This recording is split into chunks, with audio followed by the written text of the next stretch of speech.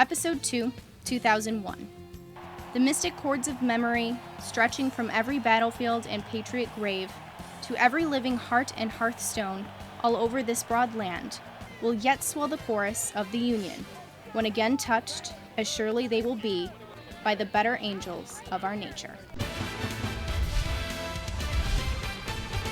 Now, on Inside the Buffalo... Wait!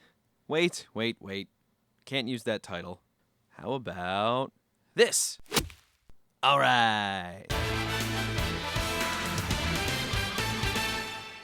Welcome again, ladies and gentlemen, for Episode 2, the year 2001 in Down and Drought, your weekly walk down memory lane with the Buffalo Bills and their mediocrity. And we're joined this week with Thad Brown, News 8 Sports Director, and former News 8 Weekend Sports anchor Dave Yates. Fellas, thanks for joining once again. And we turn the calendar to 2001. We'll just jump right on into it. Right at the start of 2001, January 9th, the Bills hire a GM. It's Tom Donahoe. It seemed like that was the name that had been circling around for the Bills GM job in the weeks leading up to his hiring. The thoughts in the media when Donahoe was hired? Well, I think he was the unquestioned guy. He was going to be the one to take over. And more so than just being a GM, this was the first time that Ralph kind of gave the keys to somebody else, because Ralph had been owner and president. So he still had day-to-day responsibilities, did all the voting at league meetings, that kind of stuff. Now he was kind of saying, Tom Donahoe, I want you to do more. Kind of take the team off my hands a little bit. I'm just going to sign the checks and wave everybody papally up in the owner's box. And you kind of be in charge, on top of just being the GM, too. Today is a sunny day for Buffalo and the Bills. It's sunny because, number one, of the weather. It's a beautiful day in Buffalo. And it's sunny because I have the opportunity and privilege of introducing a gentleman to you who is going to assume the reins of the franchise for the indefinite future. Thank you very much. I first of all just want to take the opportunity to thank Mr. Wilson for giving me this shot with the Buffalo Bills. One of the things that impressed me right from our first conversation was how dedicated Mr. Wilson was to winning. He was a no-brainer. He should have been. Yeah. He should have been the answer the Bills were looking for. I mean, everything he'd done up to that point, he looked like the perfect fit for that team. And especially, you talked about the change in power. After that press conference that Ralph gave after firing John Butler, was that kind of seen as like, okay, this is the perfect time to do this? Because, Ralph's 82 years old at this point. Maybe we should put the keys in the hands of someone maybe a bit more able, a bit more focused on the NFL. Was that the thought at the time? Looking back on it, for sure. Maybe not, but not so much at the time. I think we all, and after that press conference where Ralph was reading his own press release, I think we kind of felt like there needed to be someone who kind of knew what they were doing to handle that role of being the team spokesman, the man who's in charge. And it wasn't, we look at it now and kind of laugh about it a little bit. Yeah. And we did. Yeah, exactly. We laughed then too. But it's hard to put a finger on it. You could tell that Ralph had passed his time, that there needed to be someone else. And, Tom Donahoe, he was the answer to every question. He was a personnel guy. Yep. He was ready to be GM. He was ready to be in charge. The Bills needed someone like that. There was just no, all right, this was the guy that's going to figure things out. And again, remember, this is 2001. Figuring things out is like a 3 year, 2 or 3 years out of the playoffs. Exactly. So 1 year, actually. We look back now, obviously, in 17 years, you think back like, oh man, at what point did the drought start? In 2001, the word drought never comes into the equation at all. 2000 was a bump in the road. And right. It was 8-8 too. You didn't think of it that way. Exactly. It was just a matter of time until things got turned around and everything fell into place again. This was going to be the next guy. It was Polian and then Butler and then Donahoe. That's what it's going to be. Well, Tom Donahoe makes his first big decision as Bills general manager. A couple weeks later, February 1st, he hires Greg Williams to be the head coach. A bit of a surprise, especially considering in the lead up to that announcement, the Bills had interviewed Marvin Lewis and John Fox, the two defensive coordinators in Super Bowl 35 that year. The thoughts about Greg Williams being the guy? Well, John Kutchko and I were in Tampa for that Super Bowl, and one of the reasons we went was because those two guys, Marvin Lewis and John Fox, were going to be there. They were coordinators for the Ravens and the Giants, respectively. So we were like, we got a huge coup here. We're sitting here interviewing. One of these guys is going to be the next head coach of the Bills. and then like the phone call. Yeah, middle of the week. So these guys are down there, and I'm anchoring, like I do a 10-day in a row anchor stint, which I wasn't very happy about at the time, but whatever. And we went to Disney World. Yeah, exactly. Right. Hey, Thad, look at this. Yeah. That's where I'm going. I was the low man. I got it. I was low man on the totem pole. And I think it was some point, maybe Tuesday, Wednesday, I read a release or some sort of news item. It'd be a tweet today. Someone basically posted, the Bills are talking to Marvin Lewis, John Fox, okay, whatever, and Greg Williams. And I called John and said, John, do you know what Greg Williams is? Greg Williams? No. Yeah. We were all looking around like, who is this? No, even Greg at the time, with 3 G's? yeah, exactly. At the time, no one really took it seriously because, like Dave said, it was going to be choice A or choice B. The idea of a choice C didn't even exist. Yeah. This was the best candidate that I ever interviewed. I won't talk about the throwback if you won't talk about the comeback.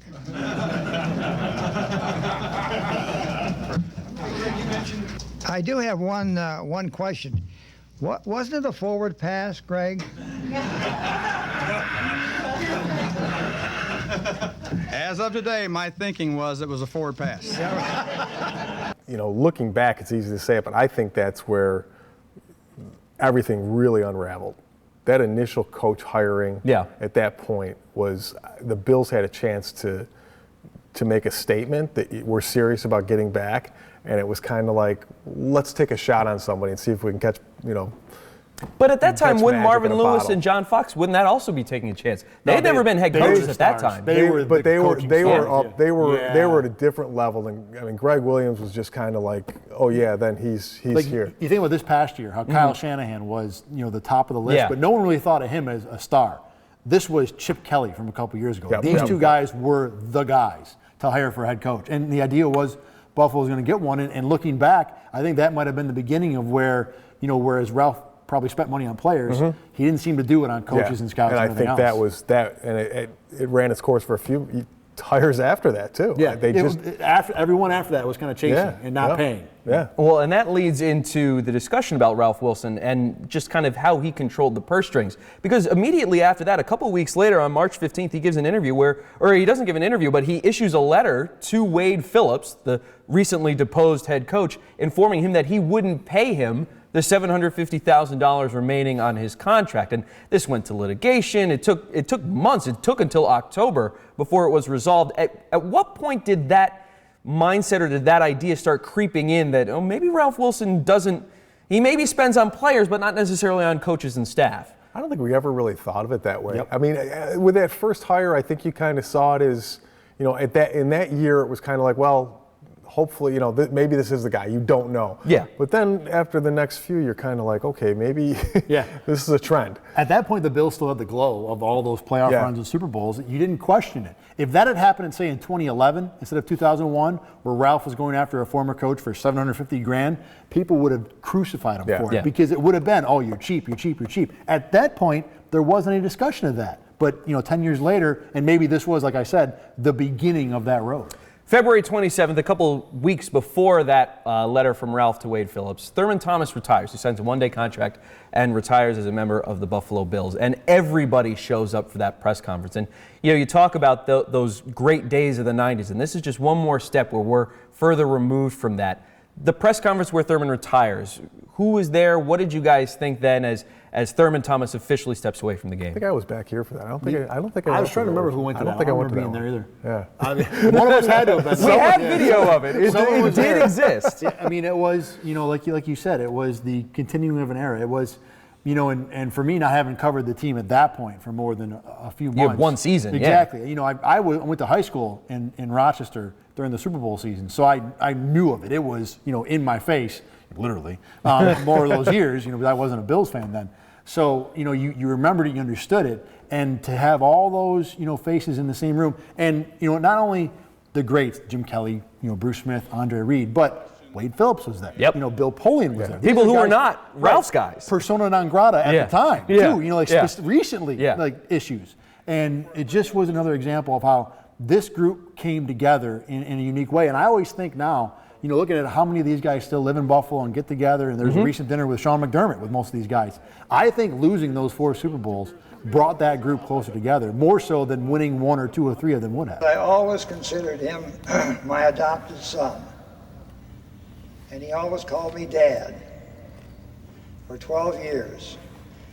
It was a running repertoire between Thurman and myself. I'd see him on the practice field. He'd say, "Hi, Dad." And I'd say, "Hi, son." Number 34, Thurman Thomas.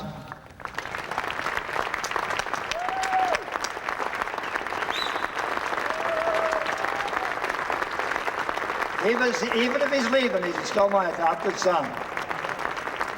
Which is really funny when you think about it. They were known as the bickering Bills when Yeah, they really caught fire. yeah. Right when they caught fire, and it's like all of a sudden they were like probably one of the tightest groups you could ever imagine. The toughness of Jim Kelly, the smartness of Ken Hall,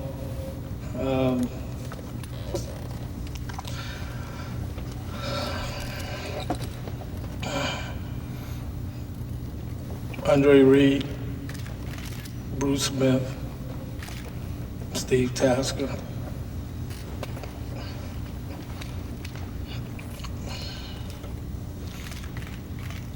You know, this is tough. The very next day, February 28th, the Bills release Doug Flutie.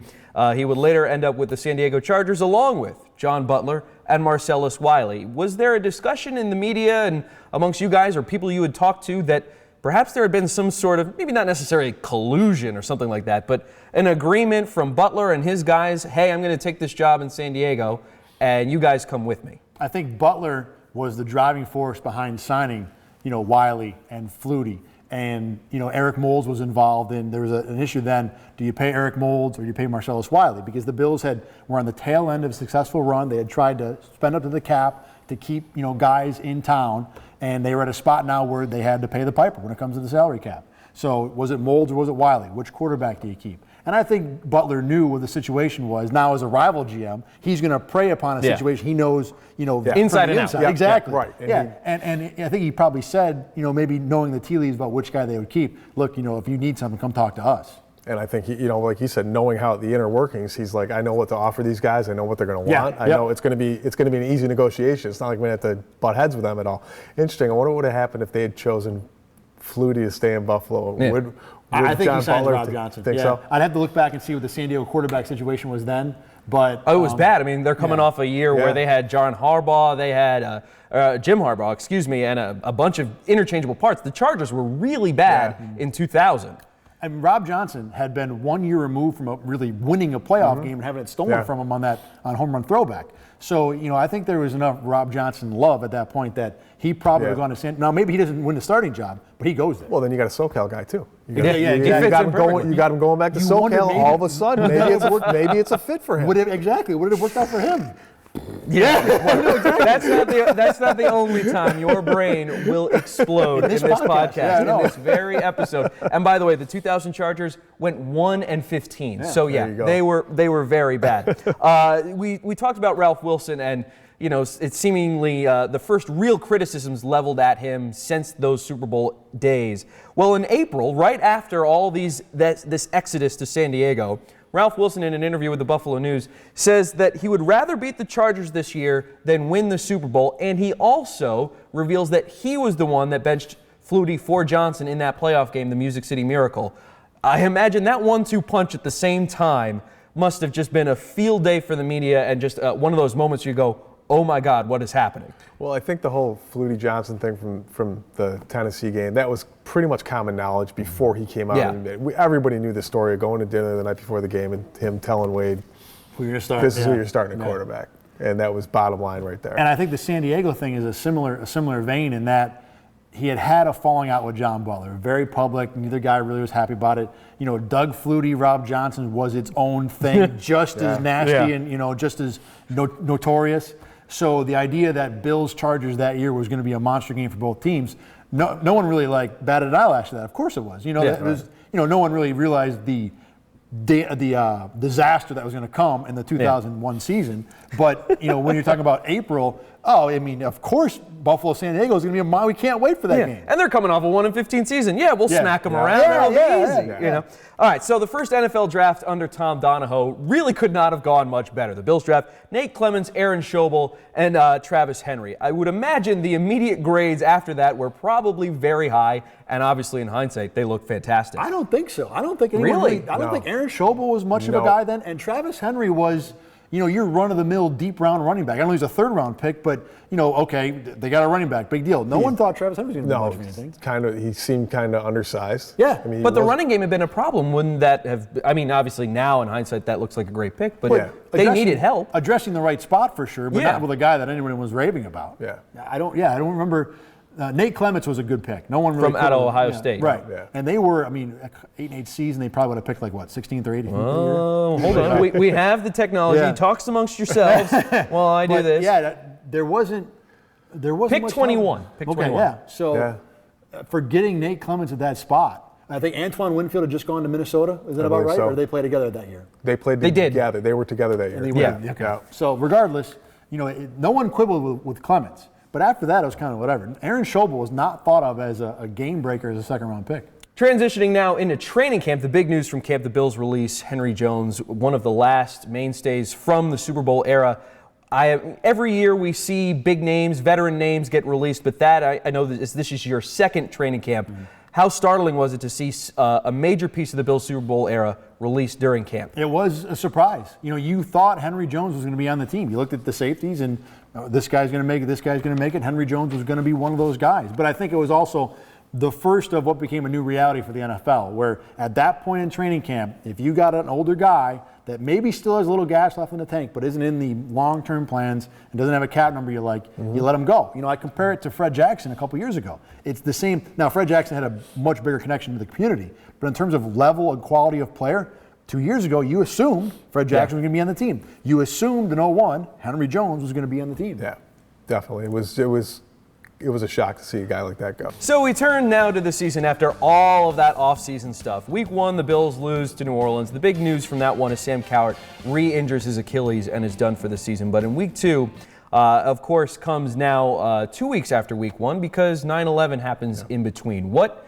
I can't imagine how hard it must have been trying to focus on doing a job when this other thing is happening. And perhaps, you guys can speak to this better than I can, but what was it like immediately following 9/11? And obviously your mind's not on covering football because why should it be? It shouldn't be. And you have this team now in front of you. You're trying to do a job that is so removed from such a national tragedy. We still had media day that week. The next day. We had media day up in Buffalo, and there was no football talk whatsoever.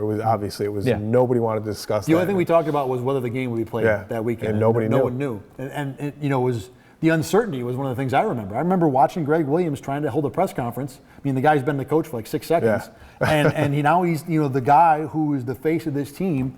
In the aftermath of this tragedy, he doesn't know if he's going to have a game to play. I don't know if he knew how to deal with it with players.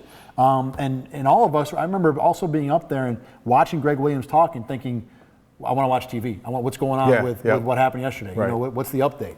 Because after 9/11 happened, it was television. Yeah. Everybody was glued for hours, and that went into Wednesday when we're up in the morning talking to Buffalo at One Bills Drive.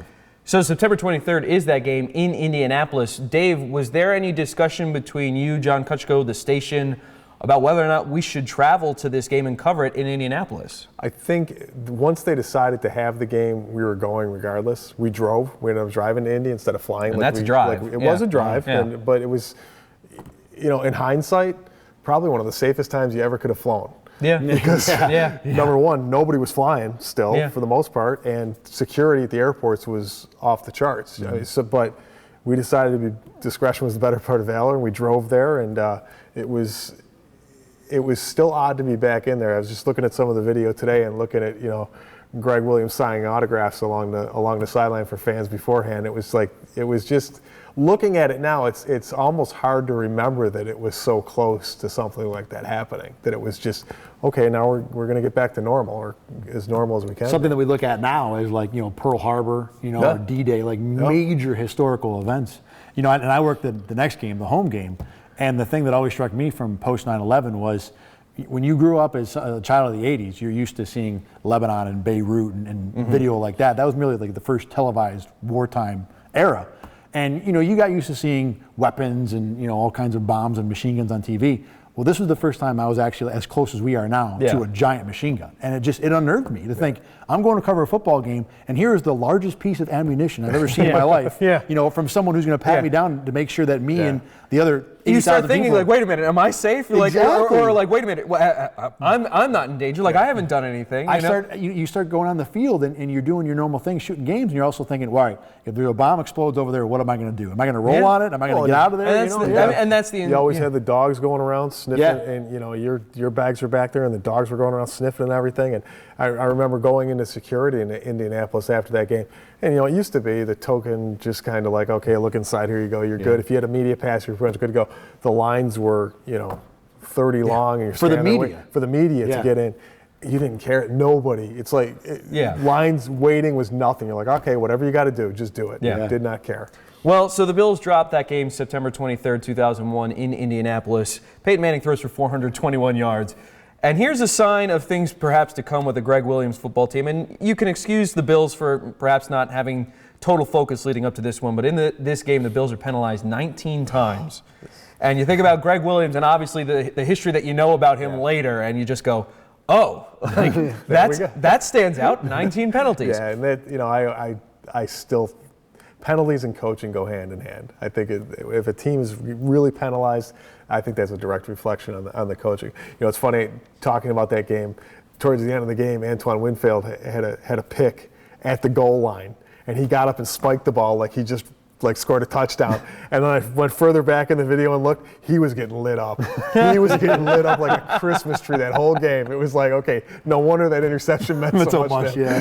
So the Bills lose week 2, they lose week 3, and week 4. They go into the bye 0-4, their first 0-4 start since 1985. And as we look over the 2001 season, there are a lot of firsts that are not good firsts, and the first one since 84, 85, first in franchise history. So they get to the bye at 0-4, and at what point, it's the start of the Greg Williams era, but at what point do you start thinking like, this might not be the right guy for this team that was 8-8 last year and a season removed from a playoff appearance? I don't know if you really start thinking. I don't remember thinking about the coach like that. It was you were just kind of scratching your head like, what happened? I mean, it's tough to, I guess with everything else that was going on, it's tough to point a finger at a coach who was, trying to hit the ground running and has so many different things popping up. Well, now, if I remember correctly, the Bills, the 98 Bills, started 0-3 and still made the playoffs? I think so. Yeah. So at that point, go ahead, check the we can as we look throw this up. numbers around. Yeah. I don't ever remember at 0-4 thinking disaster, season over, even though I'm sure there were, 0-3 made the playoffs. 0-3 made the playoffs. So you're 3 years removed from that, thinking, well, they get turned around. They just did it 3 years ago. Even at 0-4, and there wasn't the litany of analytics and numbers where people said, now a team goes 0-4, you'll find 15 Twitter feeds that'll tell you that team now has a 1.7% chance of making the playoffs, whatever it is. You didn't think any of that then. Even though in 2 of those first 3 games, the Bills scored 6 points and 3 points? Well, it didn't look good. No one was buying playoff tickets, but you weren't thinking 3-13, 17-year drought was coming. It was just, okay, 0-4, not good. Let's see what happens. Especially they win the next game too. So the Bills come out of the bye week. They go to Jacksonville on Thursday night. They win in Jacksonville. Week 7 is Johnson Flutie. What was the lead-up like to that game, especially after the remarks that Ralph made back in April? Flutie had said in the offseason he finally feels that he's part of a team that's his team now. What was that game like in the lead-up, and then, of course, the game itself? It was everything we'd hoped for. It was you couldn't, with a team that had gotten off to such a bad start and everything, you needed something, you needed a hook, and it was perfect timing for it. The one negative thing about that is you look at the guys that stayed versus the guys that left. It was Wiley or Molds, it was Flutie or Johnson, and it was John Butler and Tom Donahoe. We got the 3 guys that wouldn't say anything. Rob Johnson, I remember everybody tried to stoke him all week long, and Rob just wasn't going to do it. Yeah. It wasn't his way. But if it had been Flutie would have been throwing, it would have been straight fire. Same thing, Marcellus Wiley was one of the best guys to deal with the locker room, and he would have been loquacious and saying all kinds of things. Eric Molds, great guy to talk to, but wasn't going to give that. He's not going to be a bulletin board guy. I don't remember we were all excited. Everybody talked about it all week, but I don't remember a lot of memorable quotes, No, not at all. bulletin board material kind of stuff. And then, of course, in that The game. game is great, though. Then the game is back and forth. Doug Flutie has the magic once again. It's amazing how certain guys just always seem to hit the narrative at the exact perfect time. We've seen this recently, Tim Tebow hitting home runs in single-A baseball, even though he's striking out all over the place. But he hits a home run, and that makes the evening news. Here's Doug Flutie with a game-winning touchdown with a minute to go. And Dave, you were there in San Diego. You just must be looking at that field like, are you kidding me? Here we go again. And you could just see it coming. That's the thing. It's you know how it's like. You're sitting there, you're looking at the scoreboard, and you're looking at the situation, and you're like, this is going to come down to it. It's really, this has got a chance of happening, doesn't it? And you're like, okay. And I've been a Bills fan my whole life. So and I was a Flutie guy. So I was kind of like, all right. That's cool. Yeah, you get a little revenge. Yeah. So in Week 8, the Bills lose to the Colts, their first blackout of the season. They dropped to 1-6 in Week 9. Tom Brady makes his first appearance against the Buffalo Bills, and of course Brady wins that game as well, 21-11. But in that game, Rob Johnson sacked by Terrell Buckley. Johnson breaks his clavicle in that game. At that time, Williams said it was only going to be about a 4 or 5 week injury. He would be back. But then, of course, very soon after that, the news comes that Johnson is done for the year. At that time, they're just thinking like, all right, pack things up, season's over. I mean, they're 1-7 after this game is over, and now their starting quarterback is done. I can't imagine there have been any thoughts of anything positive moving forward. I think the concern then was more Rob Johnson. Now this guy, everyone kind of knew that Rob Johnson was the hope, not necessarily. He had the one good game in Jacksonville. The Bills bring him in, and when you compared him to Flutie, you knew Flutie could do some stuff, but there was a limit. With Johnson, there was the hope that, wow, he's got all the physical tools. If he figures everything else out, the intangibles out, this could be a Super Bowl, kind of quarterback. And now he's not playing well. Now he's hurt. So he can't, when he's on the field, he doesn't do much good. And he can't be on the field all the time either. This was looking like quarterback disaster. And I think at that point, everybody knew. I think so. And you look at the number of hits he took and some of the hits that he took over his time in Buffalo, it was only a matter of time. I mean, and Dave, we've, and Thad, you too, obviously, we've looked at these games, obviously, the last few weeks, and watching this football from the early 2000s, I'm struck by just how violent it is. I mean, we know football is an inherently violent game, but the hits that we see in this game, and not even hits that knock guys out for the game, just like the quarterback hits, the wide receiver hits, because we have knowledge now, you watch and you go, ooh, I feel uncomfortable watching this. I remember watching it at home, never really thinking of it much. But even covering the team, seeing these guys in the locker room after games, was there any thought that man, maybe this is a little too violent? No, not exactly. And it's funny to go back and look at watching the games from those years and seeing when the quarterback would go into a slide, he'd still get popped. Yep. And he wouldn't bat an eye. Yeah. It was just one of the. I think that I remember there was one game in Miami where somebody hit the quarterback after he slid, and there was a flag on that one, but that was late. Yeah. But it would have to be pretty late to get a the wide receiver ones, or well out of bounds. Yeah. The wide receivers getting lit up on a catch were the ones that blow me away. Yes. Just to see guys and going up high at these receivers to hits now that I mean, these are this year would be ejectable hits. Yeah, exactly. And the one other thing, back to Rob Johnson, and in terms of working the games and being here at News 8 then, when Flutie went to San Diego, a lot of people in Rochester and Western New York wanted to watch Chargers games. So we were the CBS station. We were the ones that had some control over what games you'd watch.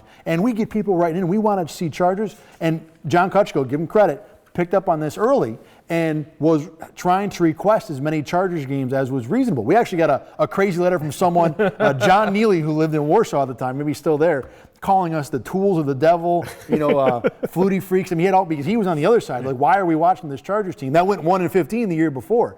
But it was an interesting subtext, especially early in the year. I think the first time we did it, the station in Buffalo, WIVB, did not show the Chargers game, and they got all kinds of garbage from Buffalo people who want. Why is Rochester? You can't win. You can never win. Yeah, exactly. So that's one thing we've learned working in media. You can never please everyone. To be honest, in a 3-13 season, that was probably the most interesting part of the year. Was the Flutie reaction about him in San Diego. And the Chargers that year go 5-11. Well, after the Rob Johnson injury, where his season is done, the Bills host the Seattle Seahawks, a game that was blacked out, but notable because Jim Kelly's number is retired. His son Hunter is there. It's a very nice ceremony at halftime. We talked about this obviously with Thurman and how it really is true that the Super Bowl era is over. But seeing Kelly on the field, not that far removed from his playing days, I think 5 years at this point, were there any feelings that struck you just about like, man, that era really is over? That was definitely the curtain for sure. Mm-hmm. All of a sudden, when you see the number of his number going up, I just remember it was having his son there was that was absolutely it's got chills thinking about it because it was just so moving. And that was, not looking back on it now, again, that was the thing that stuck out to me. Hunter on the field and the way, Kelly and the family revered him. I mean, it's his son. I mean, not anything unusual, but having Krabbe's disease and being someone who's confined to a wheelchair his entire life, that was the beginning of Jim Kelly transitioning from football hero to community activist to an activist for Hunter's Hope, that kind of stuff. And it was there because at that point he wasn't a quarterback simply anymore. He was the father of a son that needs a whole lot of help and a man that wants to do that for so many other sons and daughters out there. And then when he's enshrined in the Hall of Fame, it really pushed that to the top for him. I mean, obviously Jim Kelly is just loved in Western New York, and obviously with good reason. Week 11, the Bills lose again, this time to the Miami Dolphins.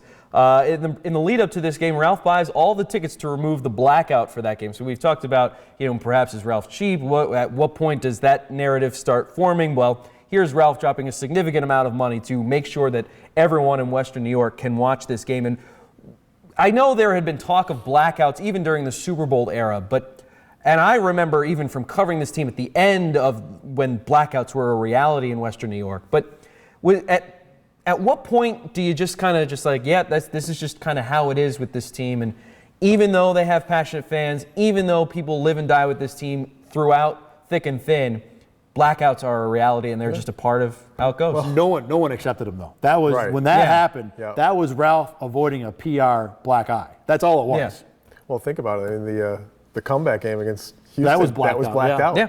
A playoff game, blacked out. Yeah. The idea of a blackout for a Bills home playoff game now, exactly. I can't. It's really hard to comprehend. I think the Seattle game got blacked out, but that was Seattle.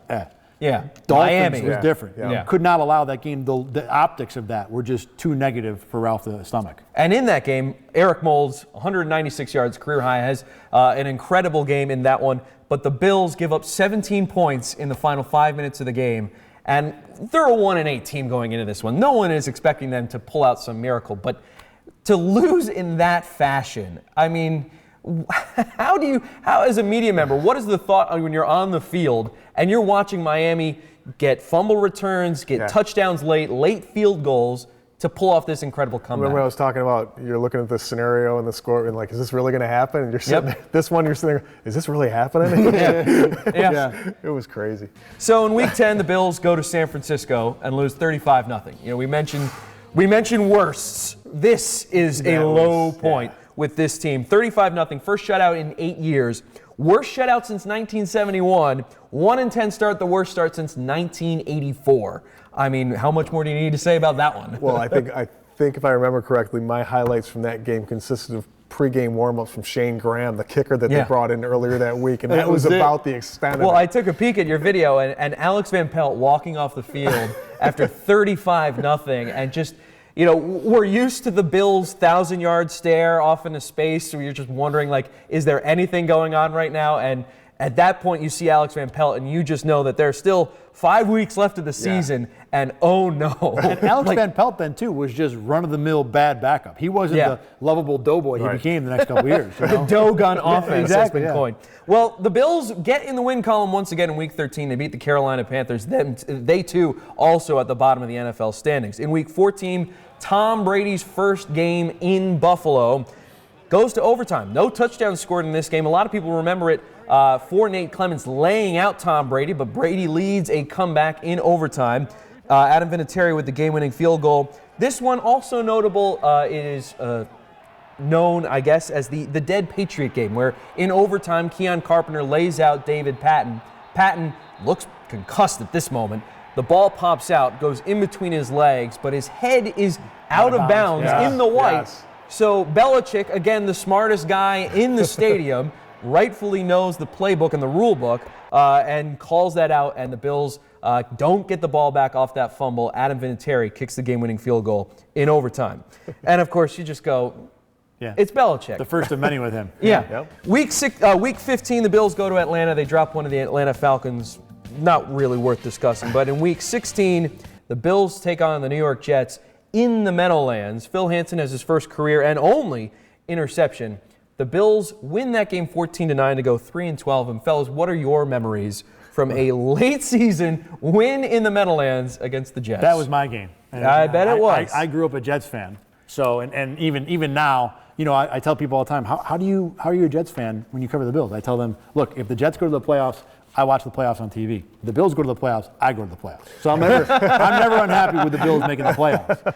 But this game, the Bills were dead. They were 2 and whatever. Absolutely. The Jets were on their way to the playoffs and would have clinched a spot. So everybody from the New York, I remember listening to New York radio driving to the stadium, and everyone talked about this is going to be a party, there's going to be a celebration. And then the Bills just, you know, throttled the Jets. The Jets really just couldn't get out of their own way. Buffalo hit a couple touchdowns, the Jets scored 9 points, and the Bills win the game. All day, baby. All day. Look out! How about that, man? Great win, baby. We fought hard. Great win. The thing that I remember now, as you and I talked about it, is the ramifications. It's amazing. Yeah. It's amazing. Let me just go through this right here on this legal pad. So, had the Bills lost this game in Week 16 of 2001, the Jets would have been 10-5, 6-2 in the AFC East. The Jets would then go on to beat the Raiders in Week 17. This happened in real life. So, had the Jets won in Week 16, they'd be 11-5. Right. So you'd have the Jets, Dolphins, and Patriots all 11-5. The first tiebreaker for 3 teams in the same division with the same record is head-to-head. Well, the Jets went 3-1 against the other 2 teams. They would have been the AFC East champs and gotten a wild card bye. So the 2 seed would be the Jets. The Pats become the 4 seed. The Dolphins become the 5 seed. Just keep following me on this. The Pats did have, in the real history, the Pats had the bye. They were the 2 seed. The Pats were the real AFC East champions. Right. So the wild card round would have been Baltimore and Oakland and Miami in New England. Had the seeds held, Oakland would have gone to the Jets. New England would have gone to Pittsburgh. Folks, the Tuck rule doesn't happen. That game never happens because the Patriots would have had to go to Pittsburgh where there was no snow. Yeah. No snow that day. Just imagine. Had the Bills not won a Week 16 game in 2001, the Tuck rule game never happens, and perhaps the Patriots don't win a Super Bowl, and who knows what comes after that. I love so we talked games. about mind explosions. There's one for Bills fans that really needs to be discussed way more. So even when the Bills win, they're not doing anything. Exactly. They're hurting Nothing themselves. is going right for this team. The Bills won, helped build the beginning of the Patriots dynasty. A major Unbelievable. piece. Just Week 17, the Bills go to Miami. They lose. Really not all that important. But the day after that game, Phil Hansen retires. And I know, Dave, you had a relationship with Phil Hansen in the locker room. Your experience is like talking back and forth with him. He was just phenomenal. He was just a class act. You know, we talked about him being one of the go-to guys and things like that. And I remember we knew he was retiring going into the game. There wasn't a great surprise about it. It just became official the day after. So just seeing him interacting with guys on the, you know, it's one of the really cool things about what we get to do is getting, you know, not just to be able to see that kind of stuff on the sideline when they're, you know, he's basically saying goodbye to these guys for the last time on the field and being on the field for the last time. It really, it's to see guys like that kind of, you know, I don't want to say the softer side, but it really was, you know, you see a side of them you don't usually get to see. The human side. Yeah, exactly. And you see how much it really means to them. And everybody that they've been on their team with means to them. It was good stuff. From a media point of view, Phil Hansen was kind of a cross between Eric Wood and Kyle Williams. He was the pulse of the team. He was the guy you went to regardless of the situation. And he was always the guy willing to talk, too. I don't think he ever, maybe occasionally said no. Very rare. He was very good with the media and in a lot of tough spots, especially towards the end there. So the Bills wrap up the season 3-13. I know it was 16 years ago, but just any reflections on that season immediately after and thinking, okay, where are we now with this team? It's January of 2002, coming off their worst year in over 15 years. If I'm not mistaken, I think when Greg Williams came in, he talked about how he was going to make the defense better. And if I'm not mistaken, the Bills' defense was Bad. The year before was one of the top units in the league, if not the top unit in a lot of categories in the league. And we were all looking at each other like, okay, how exactly did you do if it ain't broke, don't fix it. And they just bottomed out. So you're kind of like, what are you talking about? You really, at the end of the season, you're kind of like, he put out this air of just being, this defensive guru. Yeah, and it just didn't come to fruition. Bills allowed the 29th most points, the third or fourth worst. Well, at that time there were 31 teams, so second worst in the NFL, 420 points. On top of that, there's a big question at quarterback too, because now Rob Johnson is hardly a guarantee. But again, I don't remember thinking at the end of that season, we've got disaster, long-term rebuild coming up. It was just one bad year, and they can still fix it. Well, in the immediate aftermath of that 3-13 season, there is a new team coming in to the NFL. We mentioned that there were 31 teams, so the Houston Texans began in 2002, and the expansion draft would be coming up in that offseason, and every team had to nominate players that could be selected by the Houston Texans. You mentioned Rob Johnson. He's on that list. At that time, was there any thought of like, what are we doing with the quarterback, especially because Johnson didn't play the second half of the season? He was not the answer. I mean, I think people kind of realized that this was not going to work out. I don't remember much angst about that, other than if Rob Johnson goes, who do they have left? Right, yeah, exactly. Right. But other than that, no one was beating down the door to keep Rob Johnson in Buffalo. Not at all. Well, a new quarterback will be coming in 2002. We'll turn to that in a moment. But first off, if you enjoyed these Down and Drought episodes, podcasts, leave a review. If you tell two friends, and then they tell two friends, and then then all of a sudden we get some real viewers here. We've got friends. Yes, exactly. we're gonna lead the charge on this one. But fellas, thanks again so much. And for the next episode, we turn to 2002.